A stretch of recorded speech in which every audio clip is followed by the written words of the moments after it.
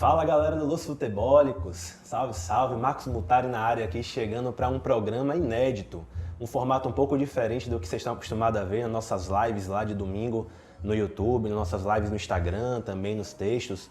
Hoje a gente está aqui para fazer uma entrevista mais que especial com a Manuela Avena, carinhosamente chamada aí de Manu Avena, né? Formada em publicidade, com pós em gestão esportiva, técnica em rádio, já participou de narração de Copa do Mundo, Copa do Nordeste. A mulher é fenômeno. Então, aqui com a gente, Manu. Manu, seja bem-vinda. Muito obrigado pela sua participação aqui no Los Futebólicos. Obrigada a vocês pelo convite. Um prazer estar aqui falando um pouquinho, contando um pouquinho dessa minha curta história dessa minha carreira aí que eu construí há pouquinho tempo, mas que é isso. A gente vai fazendo um bocado de coisa, né? Sim.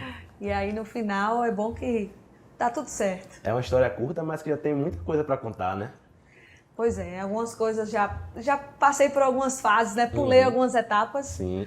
Mas foi bom que deu experiência. Eu estava fazendo a minha pesquisa, né? Que a gente tem que fazer a pesquisa da pessoa, né? Eu vi algumas entrevistas suas, seu portfólio também de trabalho, é um currículo bem legal, né? Você tá com 30 anos? 32. 32?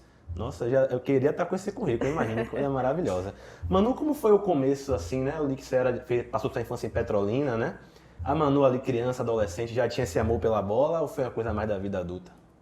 Não, já era apaixonada. Eu não lembro, assim, a primeira vez que eu virei apaixonada por futebol. Eu já me lembro jogando bola. Assim, eu era daquelas que jogava na rua, jogava em minha casa. Desde pequenininha, jogava na escola, né? Sim. As minhas escolas, eu era aquela pessoa que no recreio fazia o motim das meninas, né? Eu brinco que eu dei muita sorte, porque lá em Petrolina, minhas amigas gostavam de jogar bola. Sim. Então a minha turma jogava bola. Eu não precisei jogar bola com homens. Eu jogava bola com mulheres. Isso faz toda a diferença, né? Faz toda a diferença, porque você não cresce vendo o preconceito da forma mais cruel, né? Sim. Eu via muito preconceito, mas às vezes eu não entendia, porque estávamos todas juntas ali, éramos todas amigas juntas no mesmo barco. E eu era aquela aluna da escola que ficava no intervalo lutando pelos direitos das meninas. Nossa. De ter os dias da semana, de jogar bola na quadra, porque os meninos não deixavam muitas vezes a gente jogar. E aí eu sempre gostei, sempre joguei bola, participei dos campeonatos, meus pais davam o maior apoio pra gente viajar, né? As minhas amigas tinham uniforme, era tudo direitinho. E aí ganhei algumas competições até fora de Petrolina. E depois, aí comecei sempre a assistir jogos, sempre assistia com meu pai, a gente assistia os programas. E era daquela que chegava na fila do mercado, quando eu via alguém falando, eu ficava querendo me intrometer e dar minha opinião também. E quando eu vim morar em Salvador, já com 15, aquela fanática que ia para estádio, pegava meus primos e me metia no carro com um bocado de homem e ia para Fonte Nova assistir jogos. E, enfim, assim, sempre me vi no futebol. Não me lembro não ser uma apaixonada por futebol. Mas também não pensava em trabalhar com o futebol. Foi uma coisa que aconteceu realmente por acaso. E a Manu, jogadora, era mais o que ali? Jogava na frente, atrás, artilheira? Como era? No futsal eu era ala esquerda, apesar de que eu não sou Canhota. não sou canhota. Mas eu era ala esquerda. Eu gostava de correr, assim. Sim. Sempre gostei de correr e tentar fazer gol. Não era boa na defesa. E era pipoqueira, assim, não sabia bater pênalti, não. Chorava, na hora de bater o pênalti eu corria, porque eu errava tudo. Passava pra outra pessoa. O pessoa, emocional, né? Era terrível. Era daquelas que... Era assim, mais de habilidade e tal, mas na hora de... Chegava uma porrada, eu começava a chorar. Sim. Não era muito... Mas era de fazer gol, gostava de fazer gol. De fazer gol, né? Você já respondeu um pouco a parte dessa pergunta, mas assim, essa questão de trabalhar no futebol veio depois da faculdade, antes porque você fez publicidade e propaganda, né? É uma área, claro, que você pode ir para essa vertente esportiva, mas você já fez pensando em depois colocar como você se colocou com um pós em gestão de esporte? Ou foi assim, realmente você fez a faculdade porque você queria, gostava daquele tema, daquela faculdade, e depois que veio essa oportunidade de trabalhar no futebol? É interessante, porque assim, eu fiz publicidade, eu fiz, na verdade, jornalismo e publicidade na época, né? Sim. E acabei passando para publicidade e fui cursar. Eu gostava muito de publicidade, tem um tio meu publicitário na família e eu achava o máximo as coisas que ele fazia. Eu achava que eu era criativa, eu era muito desinibida na escola, fazia muito trabalho de classe, assim, voltado para música, para literatura de cordel, teatro. Meus trabalhos eram muito assim, dessa linha, então eu achava que eu tinha que ir para essa área. E aí eu achava que eu era muito criativa, eu queria fazer publicidade.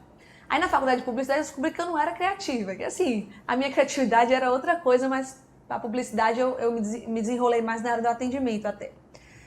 Mas o jornalismo aparece exatamente quando eu me formei, já tinha vou dizer aí que uns 5 anos de carreira assim, na profissão, uns 5, 6 anos na profissão em agências de publicidade, e eu estava procurando uma pós para poder conciliar com o trabalho, porque eu achava que eu precisava evoluir. Já tinha 5 anos que eu não estudava, eu falei assim, bom, eu preciso de uma pós para poder me dar uma luz. E aí eu procurei uma pós-gestão esportiva porque era um tema que eu gostava muito. Então eu falei, bom, já que eu vou precisar estudar muito, vai ser final de semana, você precisa estar ali conciliando com o trabalho, tem que ser uma coisa que eu gosto. Que manter interessado. Então eu pensei em música ou futebol. Certo. Aí fui pro futebol. E aí foi onde eu me encontrei. Quando eu cheguei na pós-graduação, meu coordenador na época me chamou para fazer um programa com ele, porque eu já cheguei conversando de futebol. Aí eu conheci na época alguns colegas que eram do Conselho do Bahia, e eu brincando que um dia eu queria fazer parte da história do clube. Enfim, foi uma série de conversas que foram acontecendo. Ele me chamou para fazer um programa, eu fui. E aí desse programa eu divulguei nas minhas redes sociais. E aí o pessoal da CBN em Salvador me chamou para fazer uma entrevista. E aí eu fui, e aí foi quando eu tive a minha primeira oportunidade de trabalhar na área mesmo, porque eu não sabia nada de rádio, eu não era uma jornalista, eu não era uma radialista, eu era uma publicitária apaixonada por futebol. E aí Elton Serra, que era editor-chefe da CBN, é um cara que me pegou e falou, não, vamos lá aprender, eu vou te ensinar o que tiver que lhe ensinar para você ser repórter de campo, junto com toda a equipe da CBN, que era uma mega equipe assim. E foi lá onde eu aprendi realmente a ser repórter de campo e fui evoluindo e aprendendo outras áreas. Então, o começo de Manu no futebol foi repórter de campo na CBN. Fui repórter de campo na CBN. Eu era repórter dos adversários de Bahia e Vitória. Sim.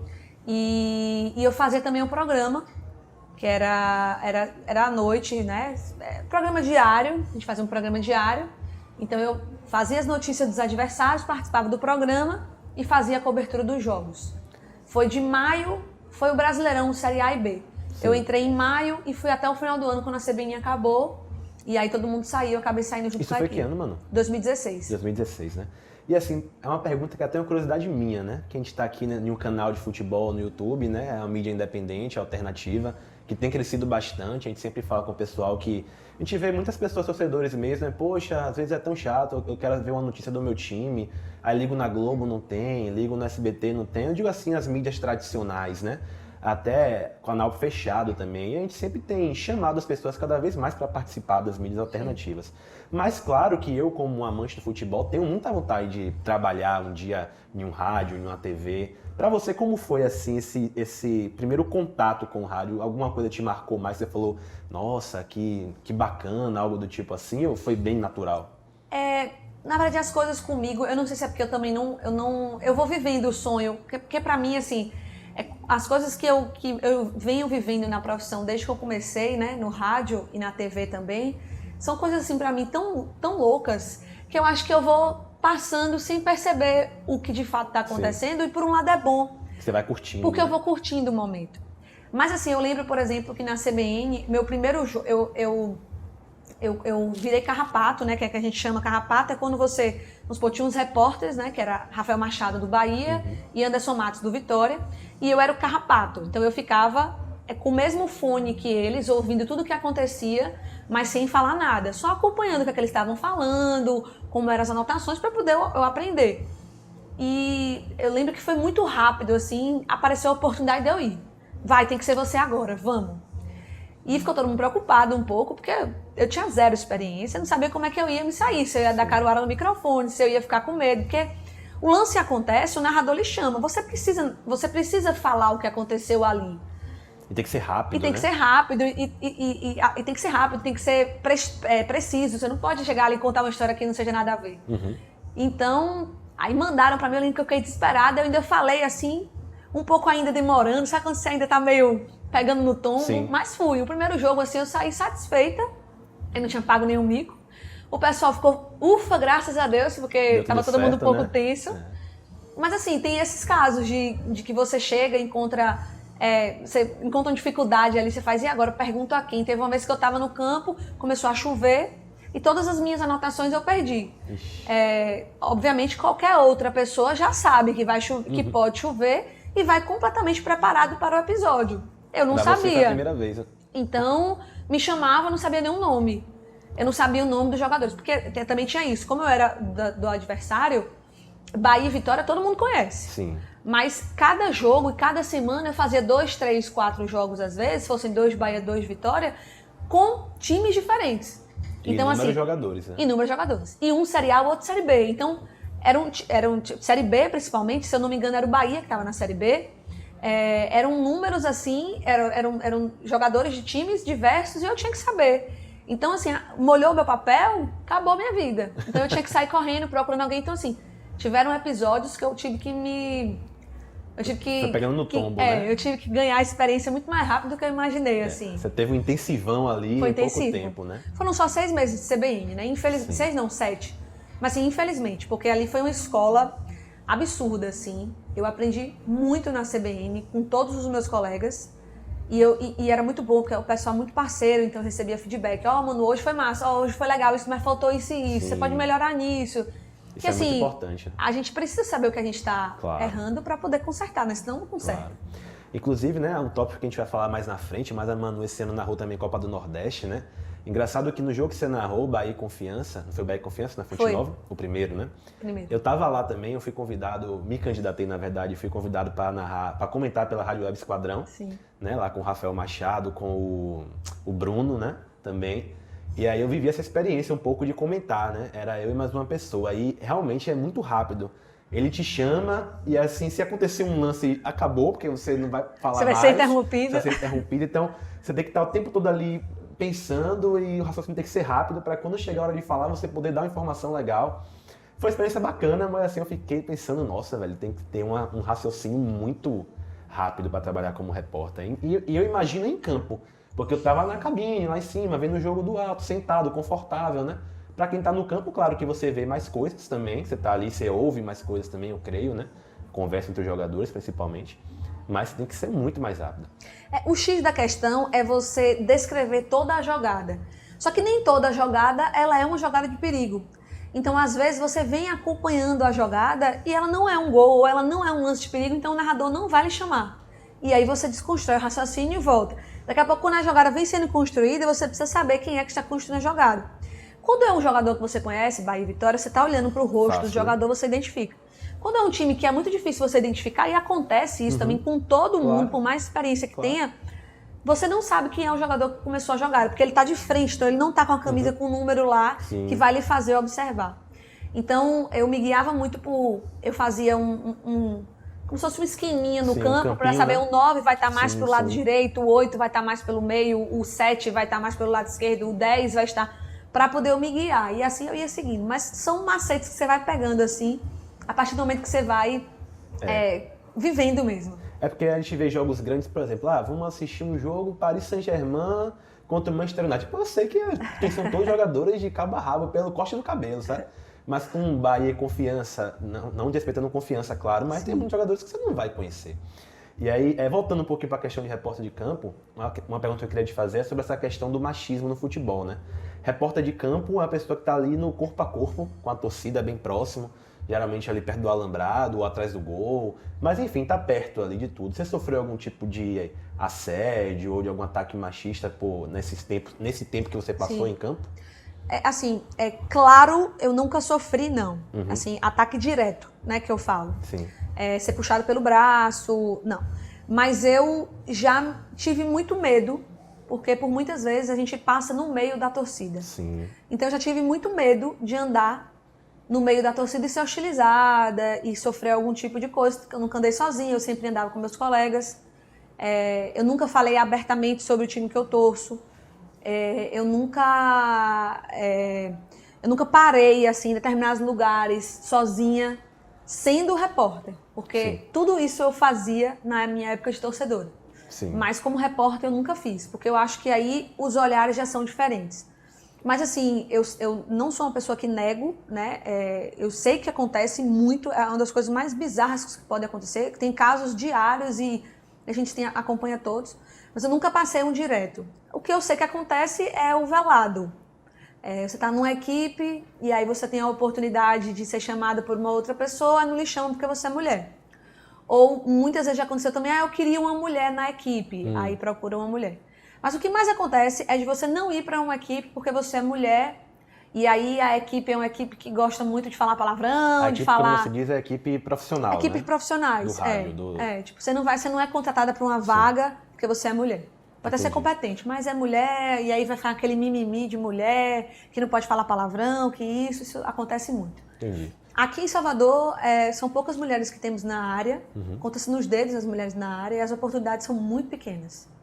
E essa questão do campo, assim, eu tenho essa curiosidade do quanto dá para se ouvir. Agora está sem público, né? Então, até em casa a gente ouve, mas na época de grandes jogos, com certeza você deve ter pego os jogos do Bahia e do Vitória com o estádio lotado.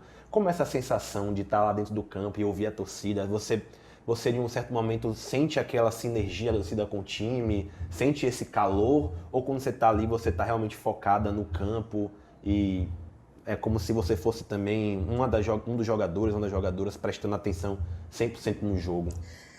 É uma mistura.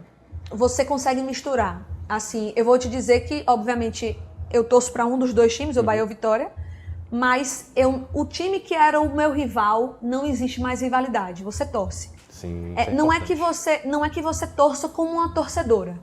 Você não vai estar ali na arquibancada, mas você não quer que perca. Primeiro que você começa a conhecer a história das pessoas que estão ali. Você começa a entender que ali são seres humanos. Você começa a entender a história do cara que está ali jogando. Então você começa a torcer para aquele cara fazer gol. Porque aquele cara tem uma história danada. A mãe dele, você conhece a avó. Então assim, você começa a fazer matéria com isso. Né? Você começa a humanizar uma relação que até então era de torcedor, que rival, não presta. Pegou no meu time, não gosta de você. Exatamente.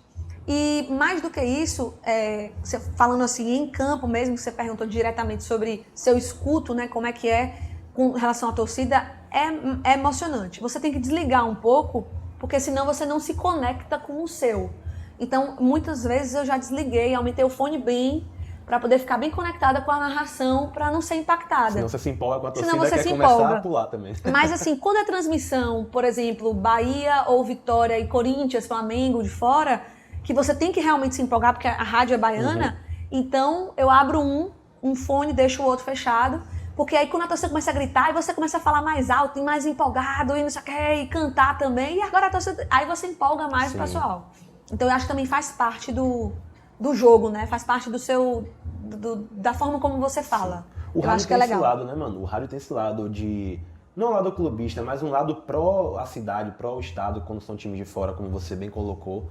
Coisa que a gente não vê na TV, por exemplo. Na TV pode ser... A gente sabe que, por exemplo, o narrador da Globo é daqui, de outras emissoras, mas ele tenta o máximo possível manter uma imparcialidade, uma coisa mais neutra. Na rádio, uma coisa que eu acho muito legal é isso. Os narradores claramente se empolgam quando é gol. Eu acredito muito no que você falou da questão de você tem o seu time, mas você passar a torcer pelos times daqui. Sim. Né? Porque você percebe, para quem ouve rádio, eu ouvi muito rádio na época que eu peguei Bahia, sou torcedor do Bahia, né? Bahia na Série C, não tinha onde assistir, não é como hoje que você tem Série C, Série D, tudo na TV. Não existia Série C na TV na época que o Bahia estava na Série C, então era rádio, rádio, rádio. E a emoção da rádio é totalmente diferente, assim, é uma coisa muito legal. E aí, voltando um pouco para a sua questão das suas áreas de atuação, né? Você falou que não gosta de falar o time que você torce, claro, por causa da sua questão profissional, mas está com um programa no Sócio Digital do Bahia. Isso. Né? Manu e as Minas, né? Como é que funciona esse programa? Só uma coisa, eu não falo o time que eu torço porque eu tenho receio do estádio. Sim. Se não fosse um estádio e o que realmente acontece no estádio, eu não teria problema nenhum em falar, porque eu acredito muito em jornalistas que falam o seu time e que não tem problema com isso. Eu não tenho nenhum problema em dizer o time que eu torço, até porque todo mundo sabe. Todo mundo que convive comigo sabe. Eu não vou mudar, não vou deixar de ser quem eu era. E não tem nada a ver. Qualquer coisa já vai achar na minha rede social já não vai nem achar muita coisa mais, não. Não acha mais porque não. Na hora que eu entrei, eu entendi. apaguei tudo. Mas assim, quem me conhece sabe. A grande questão é a questão da insegurança, é a questão da violência. Então, assim, eu não me sinto segura ainda eu sempre falo isso quando me perguntam, eu digo, não, em breve eu vou contar. Mas eu ainda não me sinto segura, porque eu tô no estádio, as pessoas vão começar a me interpretar como Manuela, torcedora de tal time. Sim. E na verdade eu tô ali a trabalho, fazendo o meu trabalho e torcendo por um time que é daqui da Bahia. Porque se os dois times da Bahia estão mal, Aqui não tem emprego, é ruim para todo mundo, a gente fica sem trabalhar. Isso. Você começa a ter times que é tão difícil você ter informação. As meninas do Bahia estavam na Série A2. As meninas do Vitória agora vão para a Série A2. É difícil você conseguir informação no futebol feminino, ainda mais Série A2. Então, assim, as meninas do Bahia agora foram para a Série A1. Ótimo, as informações vão chegar muito mais fáceis, a gente vai conseguir fazer uma cobertura bacana. É isso que a gente quer, passar informação para o torcedor boa, em tempo real e com credibilidade. Mas aí o torcedor às vezes confunde e aí eu ainda fico um pouco receosa. Mas passa a achar que tudo que você está falando é enviesado porque você é direcionado para alguém ou outro. Mas o Manu e as Minas, voltando para a sua pergunta, foi um presente assim, que eu recebi do Bahia. Os meninos trabalharam comigo na CBN, hoje estão na comunicação do Bahia. Rafael Machado, né? Rafael Machado, Bruno Queiroz, sim. Felipe Santana. Eu recebi o convite deles para ter um programa e aí houve uma sugestão do nome Manu e as Minas, eu adorei. É um programa que eu dou oportunidade de mulheres poderem falar sobre futebol também. E aí a gente fala sobre diversos assuntos. Não é sobre o Bahia, não é sobre futebol baiano, é sobre tudo. A gente já falou sobre futebol feminino, sobre futebol masculino, sobre marketing, sobre como arrecadar melhor, sobre Copa do Mundo, sobre seleção brasileira. Enfim, a gente fala de tudo que tem a ver com gestão, que tem a ver com futebol, que possa inspirar clubes e pessoas a falarem de futebol. E geralmente com mulheres. Aí eu brinco que, às vezes, vez ou outra, eu chamo o Mano para participar do Mano e as Minas, para poder complementar alguma informação, porque, independente de ser homem ou mulher... Não é um programa excludente, né? Assim. Não é. Não tem nenhuma intenção de ser um programa excludente, até porque eu sou uma pessoa que acredito que as visões diferenciadas fazem crescer. Sim. Então, assim, para que eu quero excluir alguém? Não é um programa só de mulheres. É um programa para as mulheres terem espaço para falar. Mas, quando o assunto tem algum homem que seja... que entenda muito do assunto, eu trago para poder enriquecer o debate. Então, já tiveram vários manos que passaram lá. Tiveram vários programas. Os programas estavam bem legais. A gente teve que dar uma pausa por conta das eleições. Eu estou aguardando agora esse final de ano o Bahia sinalizar para a gente poder retomar. Entendi. Mas foi um programa bem legal. Entendi. Manu, você falou de Elton Serra, falou de Rafael Machado, né, de Felipe. Tem algum profissional, seja de rádio ou TV aqui de Salvador ou até de outra cidade do Brasil, que seja uma inspiração para você? Todos esses meninos eu sou super fã. São meninos que foram meus colegas e me ensinaram muito. Eu sou muito fã de Elton. Eu acho o Elton um cara extremamente inteligente, um cara que ele sabe o que ele faz da profissão dele, ele tem real noção das obrigações dele enquanto profissionais. Ele é muito ético, eu acho isso muito legal. Tem outros profissionais também que eu admiro, que eu trabalhei também aqui na Bahia. Eu trabalhei com o Magrini, que é um excelente narrador. O pessoal todo da sociedade, Fabrício Cunha, Cássio Cardoso, Pedro Santissé. Pessoas que assim, no dia a dia você vê e também se inspira, né? Eu não quero esquecer de ninguém. Catarina, Marcos Valença, enfim, todo mundo. É muita gente, né? É muita gente. Se eu for ficar falando aqui de um por um, mas assim, a galera é realmente uma galera que faz aquilo com amor, com paixão, sabe? Que tem interesse em fazer as coisas acontecerem. E eu dou muito valor a isso. É uma das linhas que eu sigo também. E que eu aprendi nesse período, né? Perfeito. Trazendo um pouco para a questão já do futebol feminino, a gente inclusive tem uma parceria com a página do YouTube, um canal Turbilhão Feminino, super indico para o pessoal que quiser assistir vídeos. Eles falam sobre Série A1, Série A2 com bastante profundidade, a Fernanda Barros, o Acácio, o Bruno. Muito legal. E assim, como você enxerga hoje essa... Eu não sei se é algo porque eu sou novo nesse ramo, por exemplo, a gente do Los Futebólicos começou a abraçar o futebol feminino na questão do Outubro Rosa, né? A gente até pediu pra você mandou um vídeo pra gente, a gente colocou no ar. E a gente se interessou tanto, viu que era um universo tão legal, tão assim, recheado de coisas boas, que a gente passou a fazer vídeos semanais sobre o futebol feminino. A gente tem essa parceria com o pessoal do Turbilhão e a gente tem aprendido muito. A gente sempre brinca, a gente tá ainda engatinhando, arranhando a superfície, né? Como é que você vê a questão do futebol feminino no Brasil? Existe realmente uma evolução? Ou ainda é algo muito, muito raso, muito incipiente ainda? Não, existe uma evolução.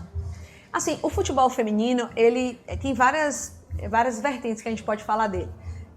Eu fiz até um programa no Mano e as Minas falando mais da parte, digamos assim, comercial do futebol feminino. Sim. Da parte porque assim, a gente escuta muito que o futebol feminino ele não é rentável e que ele não traz retorno, então ninguém quer investir nele. E aí a construção do programa foi toda desmistificando um pouco isso, porque os números estão aí. Basta ter espaço, basta passar que tem quem queira consumir. E tem muita gente que quer consumir. A questão é que as informações são muito escassas. A gente não dá uma atenção devida. Poucos clubes abraçam o futebol feminino como deve abraçar. E aí você entra na segunda vertente, que são as próprias instituições. Como é que tratam o futebol feminino? É o descaso de não pagar um salário, de não direcionar o dinheiro que deveria ser direcionado para o futebol feminino da forma correta. É não dar um local digno de trabalho, com alimentação, com o mínimo para que elas tenham, para que elas possam trabalhar no dia a dia. Todo mundo que trabalha em qualquer área quer um mínimo de dignidade para fazer isso. E por último, o futebol feminino em campo, né? O futebol feminino acontecendo, né? Então a gente já vê que em boa parte disso existem evoluções.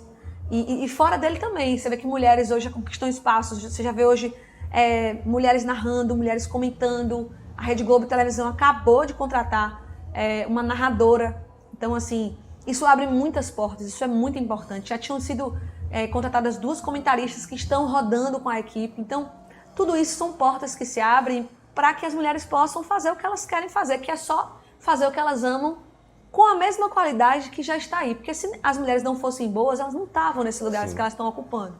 Então, é somente isso. Com relação ao futebol feminino, então eu já encontro avanços.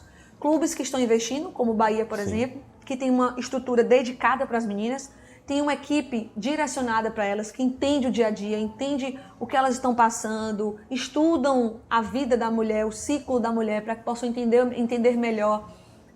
Os campeonatos já estão melhores, né? As federações estão abraçando um pouco mais os campeonatos femininos. A gente já vê hoje um destaque maior da mídia, né? Tem uma notícia que pode ser que a partir do ano que vem a Globo comece a transmitir os campeonatos brasileiros femininos nos domingos pela manhã. Pode ser um boato? Pode, mas eu rezo muito para que seja verdade, para que tenha espaço. Porque eu acho que vai ter gente para consumir, vai ter gente para comprar produto, tem gente que abraça, patrocinadores já estão abraçando, e é isso que precisa. Porque se não começar, ninguém vai fazer nada.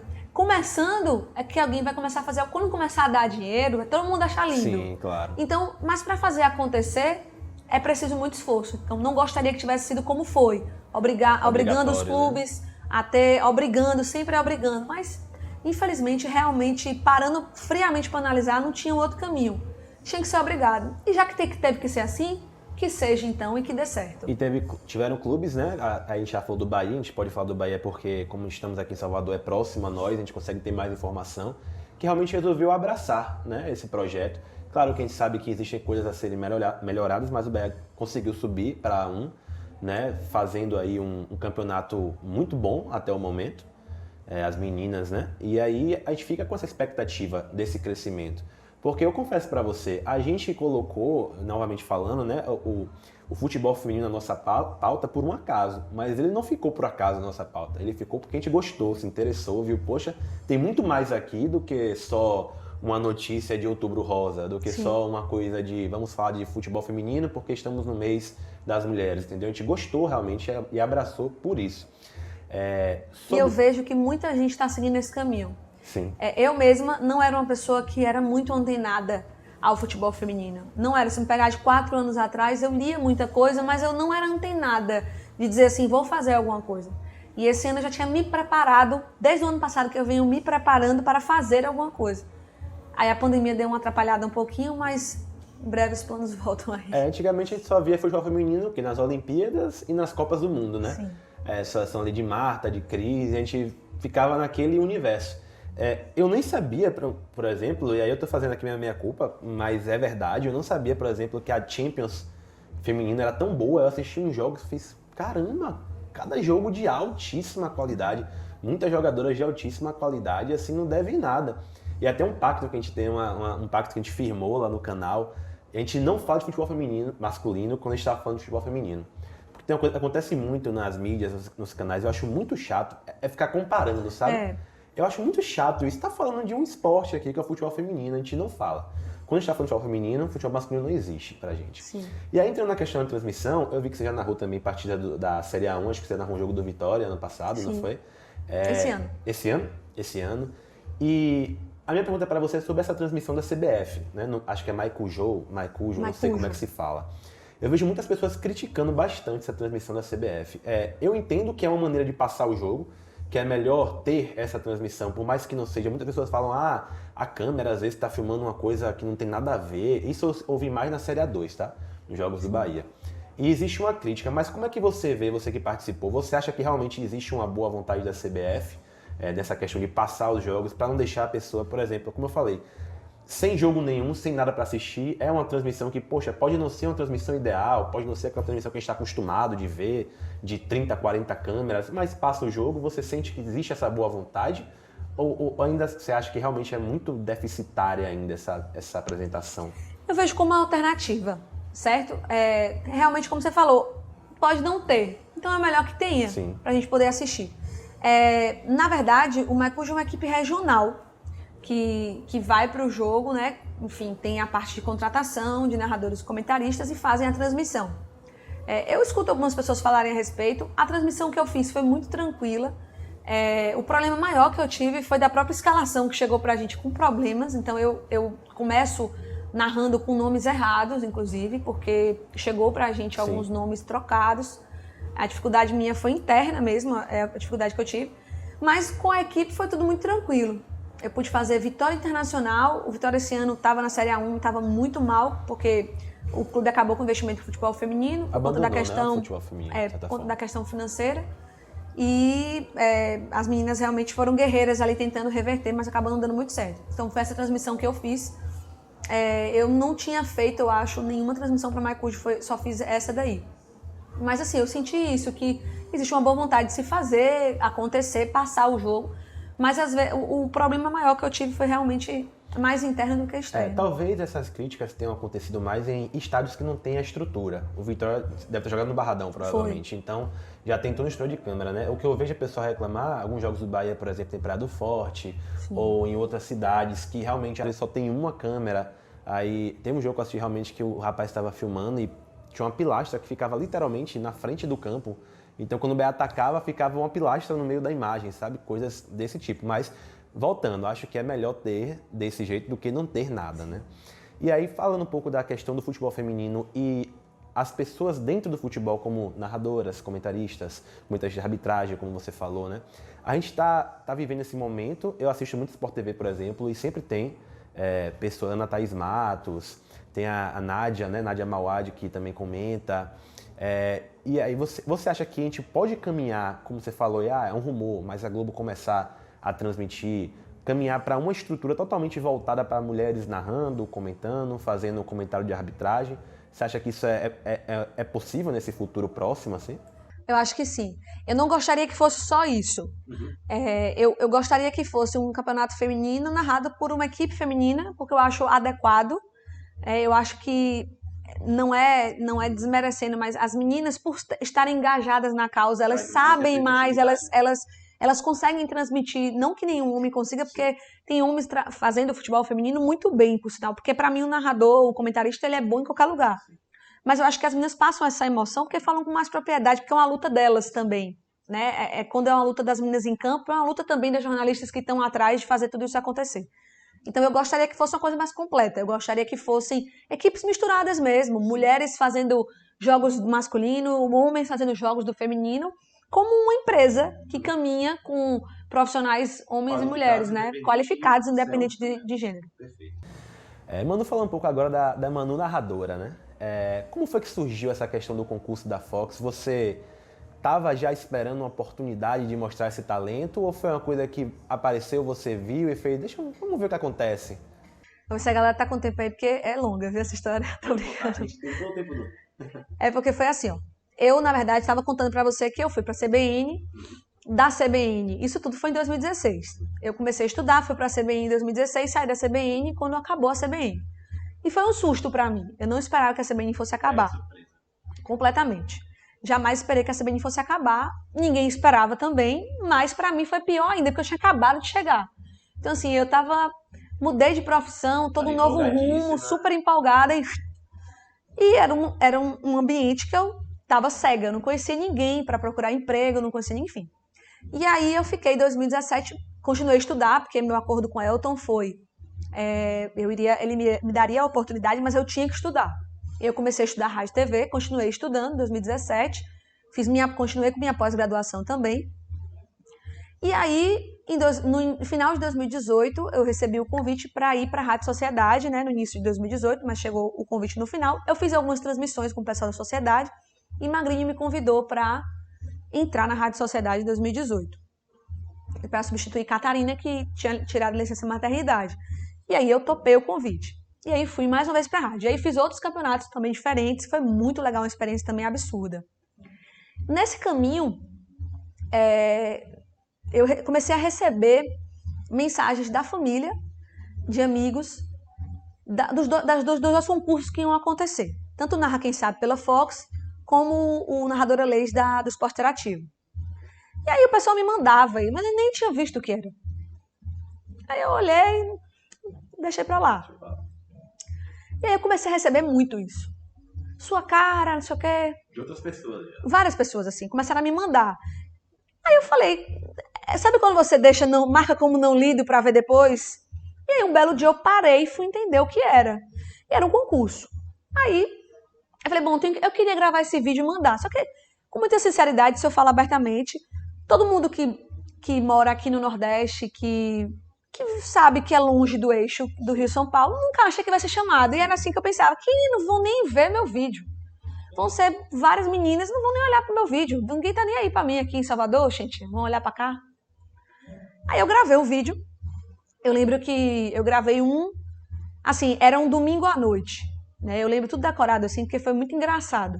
Era domingo à noite, eu gravei o primeiro. E aí meu marido tava jogando videogame do lado. Aí ele falou assim, tá bom não, tá horrível. Aí eu gravei um segundo, sincerão. Lá em casa não tem isso não, nem minha irmã, meu marido, todo mundo jogador. Aí eu gravei um segundo, ele ainda não tá bom não, mas já tá melhor que o outro. Aí no terceiro que eu gravei, ele falou, ó, mais ou menos. Aí eu desliguei o computador, fiz, ó, eu não vou fazer isso não, pra quê? Ficar sofrendo, não tá bom, não tá legal, eu não sou narradora. Sou narradora, não vou, pra quê? Aí fechei o computador, na verdade estava o computador, porque assim, eu assisti o jogo, eu narrei o último jogo, o último gol daquele jogo PSG e Barcelona, que foi o gol de Sérgio Roberto. Sim. Aquele gol épico. 6x1 foi. Acho que 6x1. E eu narrei aquele gol. E aí eu tirei, eu tava vendo a imagem, tirei, desliguei, peguei o celular e fui pro quarto. Aí deitei na cama, aí recebi uma mensagem do meu vizinho de porta. Tava ouvindo. Fala, Galvão, é isso aí, não sei o que. Eu falei, gente, ele tava ouvindo sua narração, ficou massa. Eu falei, sério que você ouviu daí? Ele, ouvi. Aí eu falei, tava aqui fazendo um negócio, mas não gostei não, vou mandar esse negócio não. Isso era às 10 horas da noite. Era o último dia do envio. Aí ele falou, mande. Eu falei, vou nada, mandar nada, ficar pagando esse amigo aqui me estressando com isso. Eu não sou narradora não. Ele, mande, rapaz. Eu, não, você já tem. Se achar ruim, ninguém vai ver. Aí eu falei, né? Aí eu peguei, editei pelo próprio celular, coloquei o nome do jogo e mandei. E esqueci. Eu acho que a parte mais legal de tudo isso que eu vivi como narração foi isso. Esqueci. Quando chegou no outro dia de manhã, estava na sociedade trabalhando, recebi a primeira mensagem do Esporte Interativo. Foi quem me procurou primeiro. Perguntando meu nome, perguntando... Já no dia seguinte. Na segunda-feira de manhã, perguntando meu nome, de onde eu era, blá, blá, blá, blá, e perguntando se eu teria disponibilidade para tal dia. Aí eu já comecei a achar sério o negócio. Aí eu parei tudo que eu estava fazendo, fui ler o regulamento que eu não tinha nem lido. Aí dizia que era um reality show, que tinha que ter... Enfim, aí por ser um regulamento muito complexo, tinham coisas no regulamento de coisas psicológicas, pressão psicológica, altura, se eu tenho medo. Eu falei, não vou não. Do esporte interativo. Do esporte interativo. Tanto que eu neguei o esporte interativo e minha família, quando eu contei, o pessoal ficou revoltado. Que você é maluca de negar, como é que você nega um negócio desse, não sei o quê. E eu, mas eu tô trabalhando, eu não posso largar o trabalho aqui e ir pra lá assim, e abandonar tudo. Eu tenho minha responsabilidade. E aí, disse não pro esporte interativo. Aí, na quarta-feira, eu recebi um e-mail de Vanessa Rich. Aí, assim, eu recebi um e-mail de Vanessa Rich e fazia, como assim e-mail de Vanessa Rich? Vanessa Rich era a curadora do Narra Quem Sabe, o programa da Fox. Quando eu contei a meu marido, ele falou, Vanessa Rich, jornalista, não sei o que. Eu disse, ela mesmo. E aí eu fiquei assim. Aí eu comecei a entrar num mundo de como uma criança vai pra Disney. Eu comecei a fazer um transe que foi o que eu vivi. Aí ela já me ligou, já queria que eu falasse por vídeo, me filmaram. Eu era a pior pessoa sendo filmada, porque eu não estava entendendo o que estava acontecendo. E aí eu fui, nessa eu já estava no Rio, na segunda-feira eu estava no Rio já. Eu tive que conversar com o pessoal da sociedade, então eu me dividia. Eu trabalhava intensamente, eu trabalhava de segunda a quinta na sociedade, na verdade domingo a quinta na sociedade, pagando as horas que eu devia. E sexta, quinta, eu acabava o programa, eu corria pro Rio, pegava um voo, ia pro Rio, ficava quinta o restante, sexta, sábado o dia todo. Voltava sábado no último voo, domingo eu já estava no jogo, fazia o jogo, segunda, terça, quarta, quinta. E assim eu fui pelos 45 dias de treinamento. E os treinamentos eram coisas assim, eu tô aqui na sala, abria todo mundo da Fox, assim. Todos os comentaristas, todos os narradores, pessoal de arbitragem, todo mundo entrava. Então, nesses 45 dias, ou eu aprendi a narrar, e assim, quando eu cheguei lá, eu senti que o meu vídeo não era dos piores. Meu vídeo era um vídeo bom. Eu tinha uma noção de narração, mas eu precisava aprender muito. E é o que eu falo até hoje. Eu preciso aprender narração muito, porque narração é uma construção. Você não vai ser a melhor narradora com 2 dias.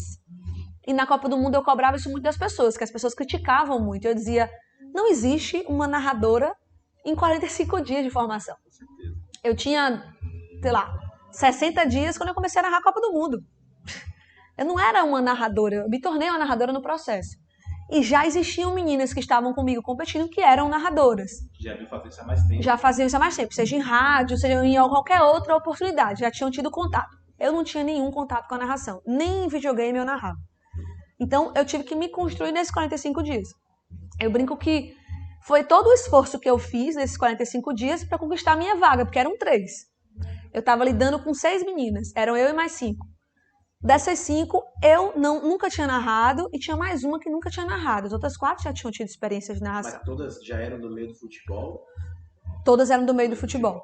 Todas eram do meio do futebol. Poderiam não ter tido uma experiência, sim, mas de estar empregada, digamos assim, estar no meio do futebol. Mas já tinham tido alguma experiência com rádio, com TV. Eu não tinha tido experiência nenhuma com TV e minha experiência no rádio era só como repórter de campo. Então eu tive que aprender para ganhar o concurso, porque era o que eu queria narrar a Copa do Mundo. Né? Quando eu sabia o que era narrar a Copa do Mundo, eu vou narrar essa Copa do Mundo. Eu achava, daquele começo que foi uma coisa despretensiosa, pensou em nem mandar. Aí quando você viu que estava lá, aí empolga, né? Você fala, agora que eu tô Aí aqui, eu tinha que ir. Aí eu falei, agora eu vou. E aí eu estudava, tentava correr atrás para poder não ficar atrás das meninas. Porque eu via que eu tava... E eu lembro que no primeiro dia, assim, teve uma menina também que não tinha experiência, ela chegou para mim e fez, eita, eu e você, nós somos as únicas que não temos experiência. Aí eu parei assim, mas assim... Eu não tava nem aí pra isso, sacou? Tava atirando... Eu tinha que... Era isso mesmo, eu tinha que correr atrás no período que eu tinha ali. E eu comecei a sugar tudo que eu podia sugar naquele momento. Narrador, comentarista, ia entrando ali, eu ia aproveitando. E existia uma liberdade, eles davam uma liberdade pra você, por exemplo, vou chutar, vai ter o jogo da Libertadores com o narrador tal, dá pra você ficar ali próximo, que não fosse no estúdio ou ir pro jogo, mas... Sim. A gente ficava dentro da cabine dos narradores, os narradores com os comentaristas, a gente dentro da cabine atrás, todo mundo sentadinho assim, tentando se embolar ali, aprendendo tudo, vendo as anotações, vendo tudo. E a gente teve uma experiência muito fantástica também, a gente foi pro Allianz Parque, no jogo da Libertadores, Palmeiras e Aliança Lima, do Peru. E a gente ficou na cabine, então assim, a Fox estava transmitindo em tempo real na cabine aqui, e a gente estava fazendo um teste na cabine de cá. Vocês estavam transmitindo como se fosse narrando? Como se fosse valendo. Valendo, né? Como se fosse valendo. Cada uma tinha 15 minutos. Aí eu comentava 15 e narrava 15. Aí alguém narrava 15 e eu comentava para essa pessoa, aí trocava. E assim a gente ia. Aí algumas deram sorte de narrar gol, outras não deram. Você chegou a narrar algum gol nesse dia? Não narrei gol. Nesse dia foi engraçado porque eu tava tão empolgada e Dudu bate uma falta, até postei isso no meu Instagram. Dudu bate uma falta e aí é uma falta bizarra. Eu vi. Aí eu fiz, Dudu vai fazer a falta! Oxente, Dudu. Eu fiquei com tanta raiva que eu queria que Dudu fizesse o gol e Dudu fez aquela coisa horrível. Aí que saiu o oxente, Dudu. E eu parei e falei, meu Deus, agora lascou, agora ninguém vai querer me escolher. Agora vai ser, tira essa menina aí, tira essa menina daí. E eu fiquei muito nervosa depois disso, assim, me desestruturou um pouco, porque eu falei, cara, vão me matar, vão me tirar, que isso aqui é uma coisa séria, vai ficar o Oxente Dudu. Foi assim, muito... E Dudu, dono do time, né? Não, e escapuliu. Uhum. E aí, quando eu saí, quando acabou tudo, né, Vanessa reuniu todo mundo, junto com as fonoaudiólogas todos da equipe. E aí ela começou a elogiar o Oxente Dudu, porque ela achou muito legal, porque foi muito espontâneo. E todo mundo achou massa, todo mundo deu risada. E eu falei, ufa, graças a Deus. Então, que não foi nada muito... E o Oxente é aquela coisa característica de baiano. Do nordestino também, do baiano, né? Geralmente o pessoal gosta, né? Nesse tempo que você ficou acompanhando os narradores, algum te chamou a atenção? Você falou assim, pô, esse cara... João Guilherme é massa.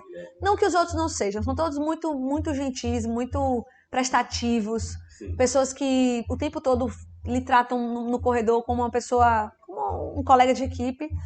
Mas o João Guilherme, ele é diferente, assim, ele é engraçado, ele é leve. E assim, pra você ter noção de como ele é um cara tão humilde, assim, eu tava na Rádio Sociedade, eu fazia, né, os jogos. E eu tava um dia num plantão da Rádio Sociedade, trabalhando. Eu ia e voltava. Quando eu voltei no domingo, eu tava no plantão, fazendo um jogo, acho que era do Bahia. Eu lembro até que deu uma queda de energia, teve algum problema de energia, alguma coisa. E eu fiquei segurando a partida, porque o narrador e o comentarista saíram e eu fiquei falando várias coisas. Quando cai a transmissão, você tem que ficar entretendo o ouvinte. E eu comecei a falar, vai, não sei o quê, daqui a pouco a gente volta, falando. Daqui a pouco eu recebo uma mensagem dele. Fala, Manu, tô aqui acompanhando você. Que legal, caiu a transmissão aí, né? Que eu tô vendo que você tá aí falando no plantão e tal. Muito massa, tá muito legal. Então, assim, é um cara aqui do Rio de Janeiro tava me ouvindo aqui em Salvador. Tava acompanhando, tava procurando saber notícias do Bahia pra ficar bem informado, que eu acho legal. E eu sempre que estive na Fox, eu falei pro pessoal de lá, que o pessoal daqui, como passava as transmissões, o pessoal gostava de informação, que o pessoal gostava de ser bem informado, porque eu via que era uma crítica do pessoal daqui. Sim. Então, acho que ele é um cara muito humilde, assim, é um cara muito legal. Eu gostei muito de conhecê-lo e foi uma das pessoas que me chamou a atenção, assim, da Fox. Manu, falando especificamente da Copa do Mundo, né? Quais foram os jogos que você narrou na Copa do Mundo?